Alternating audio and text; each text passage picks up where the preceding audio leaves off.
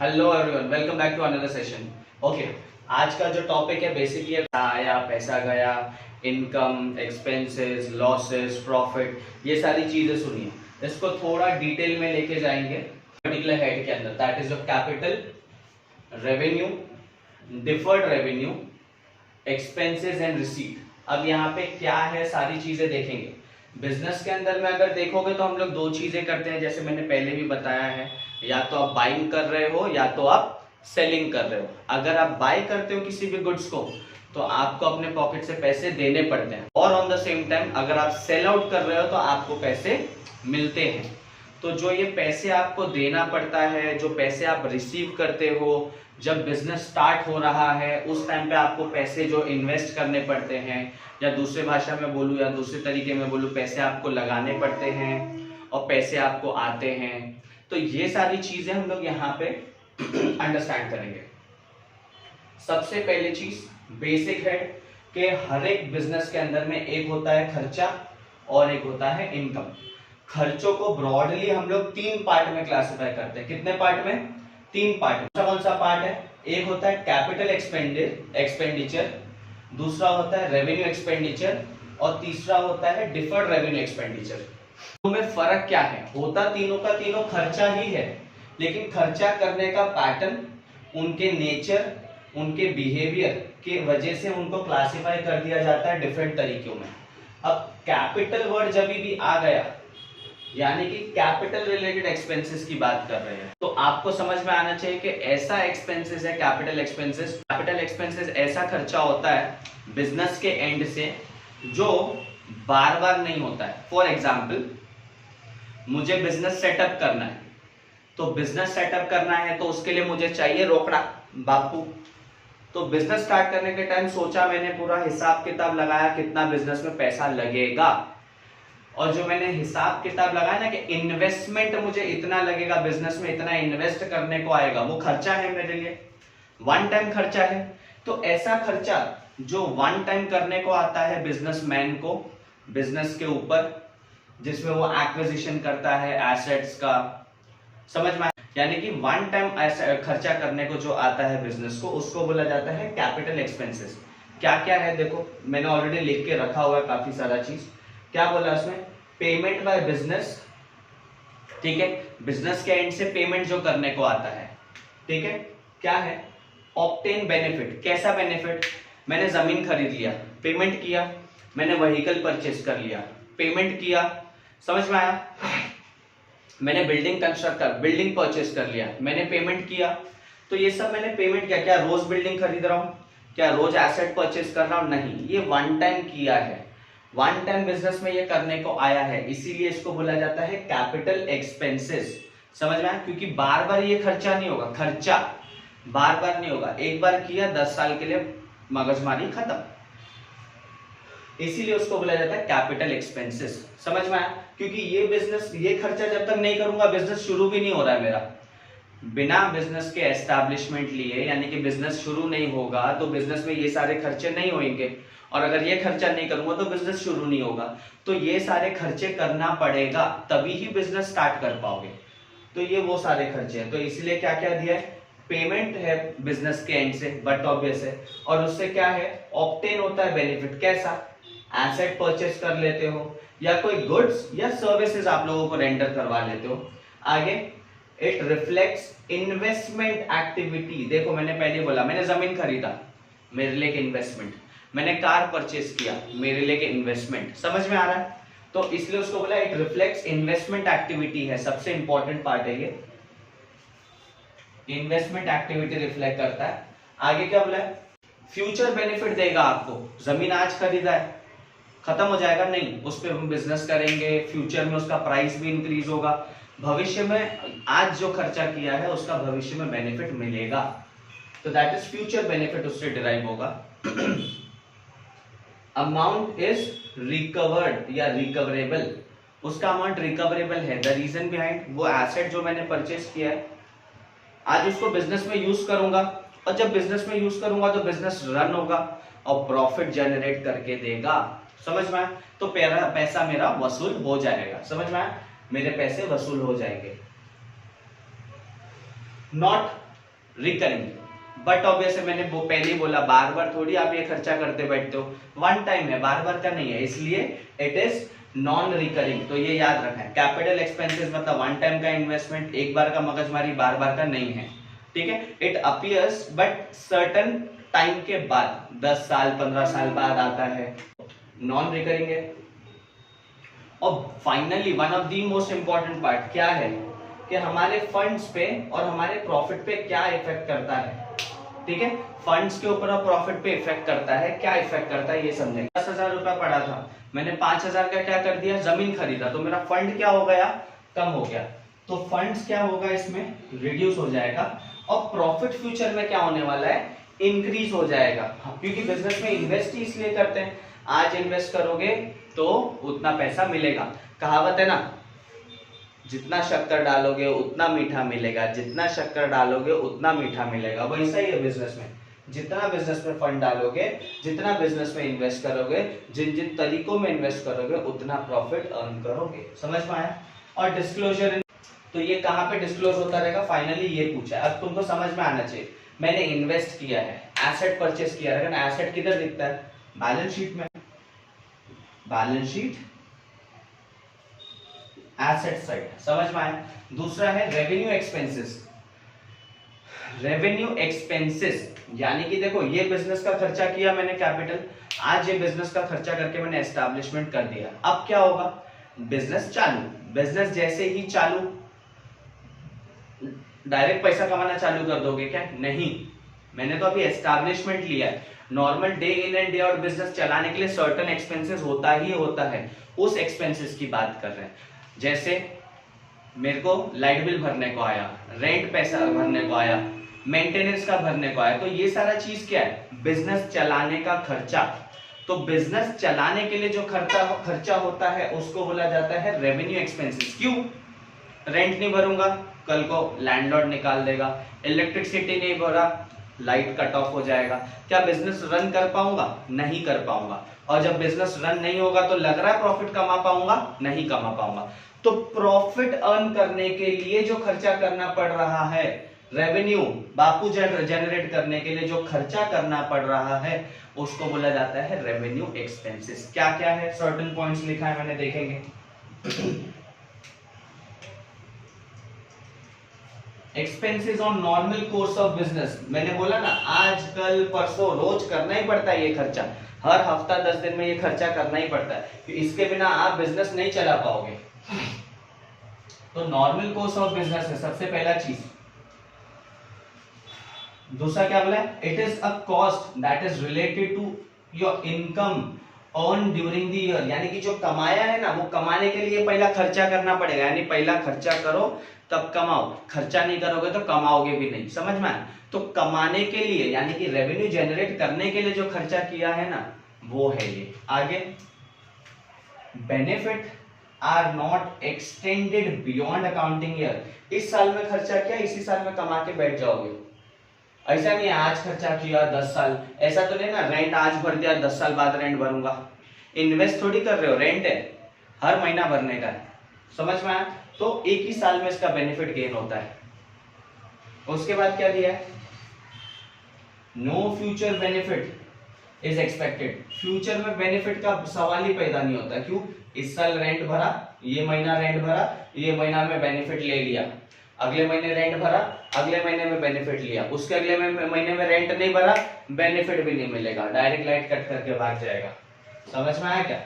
आगे क्या बोला है, बिजनेस एक्टिविटी, ये एक normal course of business activity है, रेंट भरना, सैलरी देना, वेजेस देना, ये सब normal course of business activity है, इसके बिना बिजनेस नहीं चल रहा है। तो ये ऑपरेटिंग एक्टिविटी भी बोलते हो इसको, बिजनेस चलाने के पीछे जो खर्चा होता है, ठीक है। उसके बाद क्या है, मेंटेनिंग ऑफ एसेट, एसेट को मेंटेन करके रखने का भी खर्चा। क्यों, देखो एसेट यहाँ परचेज किया, उसका खर्चा, अब उसको मेंटेन करके रखने के लिए भी खर्चा लगता है ना हर महीने में। जैसे अगर फैन है, या आपके पास में वॉशिंग मशीन है, या ओवन है, या फिर समझो एसी है, तो क्या करते रहोगे, हर महीने में 6 महीने में उसका क्या करवाना पड़ता है, मेंटेनेंस। यानी ऐसा नहीं है ना 30,000 का एसी खरीद लिया, अब टेंशन फ्री 30 साल के लिए, 50 साल के लिए, 20 साल के लिए, नहीं, हर 6 महीने में या साल में उसका क्या कराना पड़ता है, मेंटेनेंस। नई मेंटेनेंस कराओगे तो ठंडा हवा कहाँ से खाओगे, समझ में आया। तो इसके लिए वो खर्चा मेंटेनेंस के लिए है, नहीं तो गर्म हवा खाओ बैठ के, समझ में आया। आगे क्या बोला है, नॉट रिकवरेबल, आज भरा खत्म हो गया, अगली बार ऐसा नहीं है ना इलेक्ट्रिक वाला तुमको वापस पैसा रिटर्न लाके दे रहा है, नॉट पॉसिबल। रिकरिंग है ये सबसे ज्यादा इंपॉर्टेंट, हर महीना हर महीना हर महीना हर महीना भरने को आता है, यानी ये रिकरिंग है, ये नॉन रिकरिंग है। आगे फंड्स पे क्या इफेक्ट डालता है, प्रॉफिट एंड ये रिड्यूसेस फंड, फंड पे क्या इफेक्ट डालता है, रिड्यूस कर देता है फंड, बट आपका प्रॉफिट फ्यूचर में इंक्रीज करेगा, समझ में आया। और डिस्क्लोज क्या होता है, तुमको तो मालूम है, रेंट सैलरी वेजेस ये सब किधर डिस्क्लोज होता है, प्रॉफिट एंड लॉस में ना, उधर ही जाएगा, समझ में आया। इन दोनों खर्चे के अलावा भी एक सुमड़ी में कुमड़ी खर्चा होता है जो अपने को नहीं मालूम पड़ता है, that is known as deferred revenue expenses. Deferred का मतलब होता है एक्सटेंडेड, आज नहीं तो कल, कल नहीं तो परसों, परसों नहीं तो तरसों, तरसों नहीं तो नरसों, जो बेनिफिट आप उठाओगे आज खर्चे करने पे उसको बोला जाता है deferred. Deferred means to postpone, समझ में आया, यानी कि आगे के लिए धक्का मार दिया।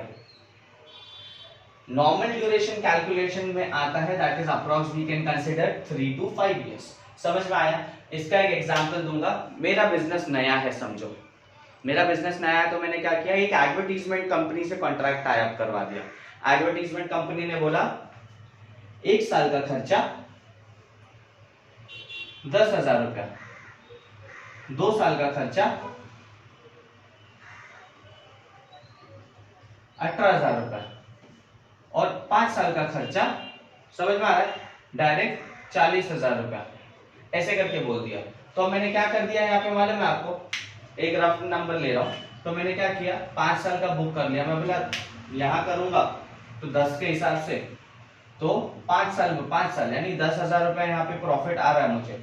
तो एक काम करते हैं, खर्चा अभी कंपनी वाले ने बोला सर 40,000 आपको इसी साल में भरने को आएगा, तो मैंने लेकिन बेनिफिट कितना साल लेने वाला हूँ, 5 years, समझ में आया। तो ये कैसे हो जाएगा, इस साल का बैलेंस शीट, इस साल का प्रॉफिट एंड लॉस, इस साल का बैलेंस शीट में पहले स्टार्टिंग 1000 का खर्चा किया, इसी साल में भरने को बोला, तो ये मेरा फर्स्ट ईयर का बैलेंस शीट, फर्स्ट ईयर का profit and loss, first year में मैंने 40,000 भर दिया, लेकिन क्या इसी साल का 40,000 खर्चा था, नहीं 5 साल का है। तो मैं क्या करूंगा, 5 साल में इसको फिर खर्चा दिखाओ ना, क्यों मेरा खर्चा इतना बढ़ा के दिखाऊं 40,000 और मेरा प्रॉफिट कम कर दूं, इसलिए ये 40,000 को 5 टुकड़ों में डिवाइड कर देंगे, 5 1 जा, यहाँ पे 5 8 जा 40, समझ में आया, यानी कि कितना चला जाएगा 8,000 रुपया। तो यहाँ पे क्या करूंगा, 8 यहाँ से माइनस कर देंगे, 32 आ जाएगा, इस साल का खर्चा 8,000।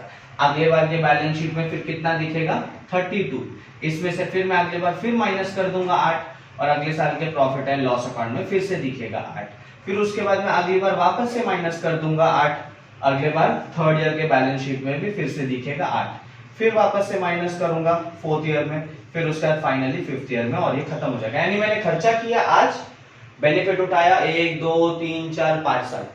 तो ऐसे भी कुछ खर्चे होते हैं जो एकदम लंबे ड्यूरेशन के नहीं है, 15 साल 20 साल 25 साल, जो एकदम शॉर्ट ड्यूरेशन 1 साल के नहीं है, हाँ, लेकिन कहीं ना कहीं 3 से 5 साल के बीच में भी ये खर्चे होते हैं, तो इनको बोला जाता है डिफर्ड रेवेन्यू एक्सपेंसेस। इसी के बेस पे पूरा का पूरा रिसीप्ट भी है, फटाक से कवर कर लेंगे इसको, देखते हैं एक बार, ठीक है, ध्यान देना यहां पर, हाँ, ठीक है। जैसे कैपिटल एक्सपेंसेस था वैसे ही कैपिटल रिसीप्ट है। अब कैपिटल रिसीप्ट का मतलब क्या है, अमाउंट रिसीव ऑन कैपिटल और लोन और sale of asset. Asset sale किया मतलब खरीदा होगा, कहां खरीदा था, कैपिटल एक्सपेंसेस के टाइम, यानी कि मैंने कैपिटल के नाम से खर्चा किया था 15 साल 20 साल के लिए, तो वो 15 साल 20 साल के लिए मशीनरी चली, आज मैंने जाके बेच दी, जब बेचा तो मेरे को वो पैसा आया। क्या रोज मशीन बेच के पैसे कमाता हूं, नहीं, तो वो वन टाइम है, बार बार नहीं है, इसीलिए कैपिटल वर्ड जब भी आएगा तो it is always one time, long time, हर बार नहीं आएगा, ठीक है, बार बार दिवाली नहीं आएगा इसमें, बार बार दिवाली नहीं आएगा। ये समझ में? तो सेल ऑफ एसेट, या तो हम लोग कैपिटल के तौर पे कहीं से फाइनेंस करवा के ले लेते हैं। तुम्हारे पास ज्यादा पैसा है, लाओ मुझे चाहिए, कंपनी में इन्वेस्ट करो, चलो लाओ। समझ में आ गया? तो ये क्या हो गया? कैपिटल रिसीट, यानी कैपिटल के नाम से तुम बाजू वाला क्या बोला? क्या बोला कि नहीं सर लोन के तौर पे ले लो, चल रहा, तो लोन के तौर पे तुमसे पैसा ले लिया। समझ में आया? तो ये भी पैसा लंबे समय के लिए आ गया। समझ में आया? तो कैपिटल रिसीप्ट सिर्फ और सिर्फ एसेट बेच के नहीं, हम लोग कहीं ना कहीं से कंपनी को फाइनेंस भी कराते हैं कर्जे के तौर पे या मालिकाना तौर पे, उसको भी कैपिटल रिसीप्ट ही बोलते हैं। अमाउंट रिसीव्ड एज कैपिटल और loan on sale of asset, या तो ऑन और सेल ऑफ एसेट। इसको फाइनेंसिंग एक्टिविटी भी बोला जाता है। फाइनेंस करता हूं तेरे को, दैट इज बिजनेस को फाइनेंसिंग एक्टिविटी।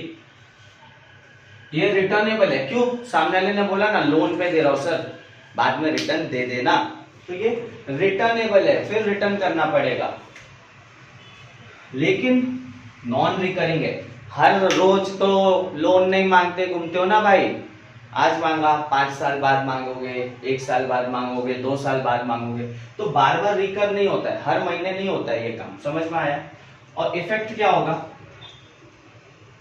एक साथ में पैसा आ रहा है तुम्हारे पास, फंड तुम्हारा इंक्रीज होगा, और फ्यूचर में ये फंड इंक्रीज होने के पीछे तुमको ब्याज देने का है ना, मैं ब्याज दूंगा तुमको, तो फ्यूचर में मेरा प्रॉफिट कम हो जाएगा। वैसे ही रेवेन्यू रिसीव, रेवेन्यू मतलब वापस से देखो, मैंने बोला रोजमर्रा का काम है ये, रेवेन्यू वर्ड जब भी आता है, रेवेन्यू मींस बिजनेस चलाने के पीछे जो भी day in and day out का तामझाम है उसको रेवेन्यू बोलेंगे। तो यहाँ पे बिजनेस को कमाने का था, इसीलिए जो खर्चा किया था तब जाके कमाया, और वो कमाया किधर है? इधर। तो दैट इज रेवेन्यू रिसीव। कैसे रिसीव हुआ? Receive of money from customer. मैंने बोला ना, मेरा होटल है, समझो मेरा होटल है, मैं भाजी खरीद के लाया, रोज खरीदता हूं, तो रेवेन्यू एक्सपेंसेस, खर्चा किया, बनाया मस्त, बना के फिर मैंने क्या किया? कस्टमर को बेच दिया। कस्टमर को बेचा, कस्टमर ने क्या दिया? पैसा। आज एक ही कस्टमर आएगा नहीं, आज ये है, कल ये है, ये है, इतने सारे कस्टमर आ रहे हैं, तो पैसे मिल रहे हैं, डेली बेसिस पे मिल रहा है, तो that is your revenue receive. समझ में आया? Customer on sale of goods, या तो फिर सर्विसेज। दूसरा क्या बोला है? It is normal course of business का एक्टिविटी, और ये हर रोज होगा, दैट इज रिकरिंग। आगे नॉट रिटर्नेबल, सीधी बात है, खाया ना तो पैसा दे, सर्विस लिया ना तो पैसा दो। इट इज नॉट रिटर्नेबल, ऐसा तो नहीं पेट भर के खा लिया और उसके बाद में पैसा भी रिटर्न मांगोगे, नॉट पॉसिबल, चलो भागो, ठीक है, नॉट रिटर्नेबल। आगे क्या बोला? इफेक्ट क्या पड़ता है?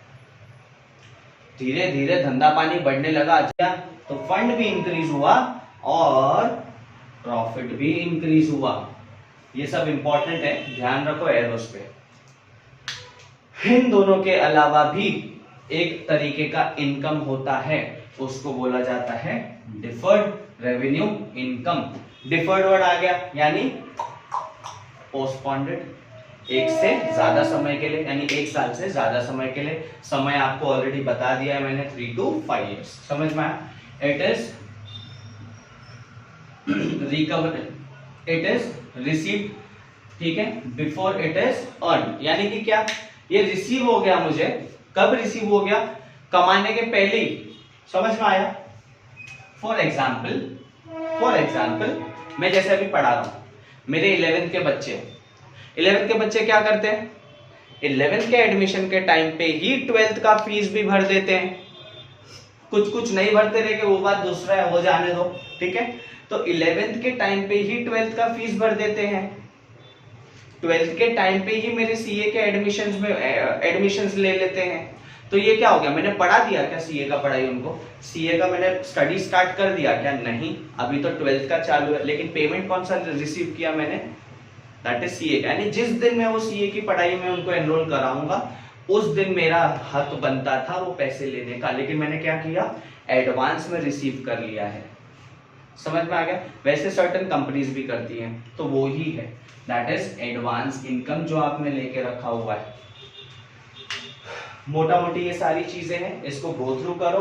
किसी को कुछ नहीं समझ में आएगा तो मुझे अपडेट करो। एंड गाइस अभी थोड़ा एफर्ट्स डालो, मेक श्योर पढ़ने वाले बच्चे हैं, जितने भी पढ़ाई कर रहे हो मुझसे या फिर ऑनलाइन में जो मुझसे पढ़ रहे हैं या जैसे भी आप लोग पढ़ रहे हो, वेदर आप यूट्यूब से पढ़ रहे हो, जैसे भी पढ़ रहे हो, right, take some efforts, make sure you guys share this video with 1 or 2 of your friends. ठीक है, इतना काम करो, शेयर करो, सब्सक्राइब करो, लाइक बटन प्रेस करो, ठीक है, और एक थम्स अप दो। चलो गाइस बाय, टेक केयर।